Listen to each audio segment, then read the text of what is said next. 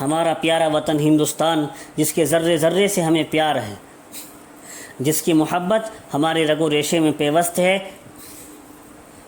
اور حدیث کی حیثیت سے مشہور جملہ حب الوطن من الایمان کہ وطن سے محبت ایمان کا ایک حصہ ہے۔ جہاں انسان رہتا ہے وہاں وطن سے محبت رکھنا ایمان کا ایک حصہ ہے۔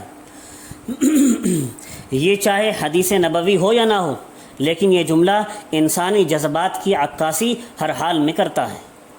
وطن کی محبت ہر انسان کے دل و دماغ میں رچی بسی ہوتی ہے، پھر انسانی فطرت کے اس مظاہرے سے ہم الگ کیسے ہو سکتے ہیں؟ انسانی فطرت کے تقاضے کے مطابق ہم بھی اس کا مظاہرہ کرتے ہیں۔ وطن کی محبت رسول اکرم صلی اللہ علیہ وسلم کے دل میں تھی، حضور کے دل میں بھی تھی۔ مکہ مکرمہ سے ہجرت کرتے ہوئے حضور صلی اللہ علیہ وسلم ایک ایسے ٹیلے پر کھڑے ہیں جہاں سے مکہ مکرمہ نظر آتا ہے، اور آپ کی زبان مبارک پر یہ کلمات ہیں۔ ترمذی شریف میں روایت موجود ہے، آپ کی زبان مبارک پر یہ کلمات موجود ہیں: تو کتنا پاکیزہ شہر ہے، تو مجھے کتنا محبوب اور پسند ہے۔ اگر میری قوم مجھے تجھ سے، مکہ کو خطاب کر کے کہہ رہے ہیں، اگر میری قوم مجھے تجھ سے نہ نکالتی تو میں تجھے چھوڑ کر کہیں سکونت نہ اختیار کرتا، تو میں تجھے چھوڑ کر کہیں اور نہ جاتا۔ آدمی کو جس سے محبت ہوتی ہے اس کی بھلائی بھی سوچتا ہے، تو ہر وطن سے محبت کرنے والا وطن کی بھلائی سوچتا ہے۔ تمام ہندوستانی مسلمان حب الوطنی کے جذبے سے سرشار ہیں۔ تمام ہندوستان کے مسلمان وہ اپنے وطن سے محبت رکھتے ہیں، تعلق اور لگاؤ رکھتے ہیں، اس کی ترقی چاہتے ہیں۔ ہمارے خوابوں کا ہندوستان وہی ہے جو ہمارے بزرگوں کے خوابوں کا ہندوستان تھا۔ یہاں کے لیے جو خواب انہوں نے دیکھے تھے وہی ہم بھی دیکھتے ہیں، انہی کی تعبیر ہم بھی تلاش کرتے ہیں۔ ہمارے اکابر نے ملک کی آزادی کے لیے جان اور تن کی بازی لگا دی تھی۔ ان کے مجاہدانہ اور سرفروشانہ کارناموں کا نتیجہ تھا کہ ملک غلامی کی زنجیروں سے آزاد ہو گیا تھا، طوق غلامی ٹوٹ گئی، چاروں طرف خوشی اور مسرت کے شادیانے بج اٹھے تھے۔ جب ہندوستان میں انگریزوں کی حکومت تھی تو اکابر علماء کے نمائندہ ایک مشہور اخبار نے لکھا تھا، کتابوں میں یہ بات موجود ہے، آخر ہم موجودہ نظام حکومت میں تبدیلی کیوں چاہتے ہیں؟ ہم ہندوستان میں انگریزی اقتدار کے کیوں دشمن ہیں؟ کیا اس لیے کہ رام راج قائم کریں؟ کیا اس لیے کہ ہم اپنے حقوق کو نظر انداز کر دیں؟ یقیناً ایسا نہیں ہے۔ ہم ہندوستان میں ایک نئی قومی جمہوریت کے لیے اس لیے جد و جہد کر رہے ہیں، کوشش کر رہے ہیں کہ ہم اپنے قومی اور مذہبی حقوق سے پوری طرح فائدہ حاصل کریں، ہم اپنے مذہبی حقوق کے مطابق آزادانہ زندگی گزاریں۔ ہم ہر اس ضابطے اور قانون کو ختم کریں گے اور ختم کرنے کی کوشش کریں گے جو ہمارے حقوق پر اثر انداز ہوتا ہو، ہمارے حقوق کے ادا کرنے میں رکاوٹ بنتا ہو۔ ہم اس مطالبے سے کسی طرح دستبردار نہیں ہو سکتے۔ جہاں تک مسلمانوں کا تعلق ہے، ان کی زندگی پر پوری طرح اسلامی شریعت حاوی ہوگی۔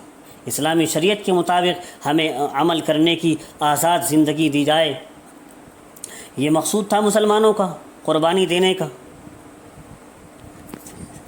افسوس اس بات پر کہ یہ خواب اب تک منتظر تکمیل کا انتظار کر رہا ہے، بلکہ دن بدن اس کے راہ میں رکاوٹیں کھڑی کی جا رہی ہیں، لیکن اس کے باوجود ہم اپنے خوابوں کے اس ہندوستان سے دستبردار ہونے کو تیار نہیں۔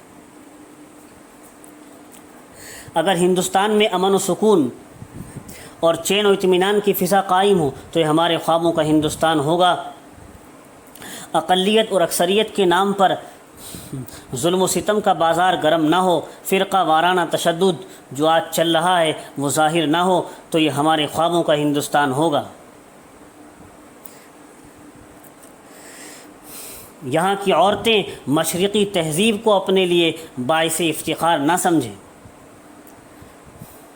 غیروں کے فیشن کے مطابق نہ چلیں، ان کی عزتیں محفوظ ہوں، تو یہ ہمارے خوابوں کا ہندوستان ہوگا۔ ہمارے خوابوں کا ہندوستان کسی ایک دائرے میں محدود نہیں، اس کے مختلف پہلو ہیں، ہر پہلو اور ہر جہت کے الگ الگ تقاضے ہیں۔ ہندوستان کو اپنے خوابوں کا ہندوستان بنانے کے لیے ہندوستان کے رہنے والوں کو سخت محنت کرنی پڑے گی۔ یہ جد و جہد جنگ آزادی کی جد و جہد سے کم نہیں ہے، اس سے زیادہ محنت و جرأت چاہتی ہے، یہ تبدیلی چاہتی ہے، تغیرات کو چاہتی ہے۔ تبدیلی کیسی؟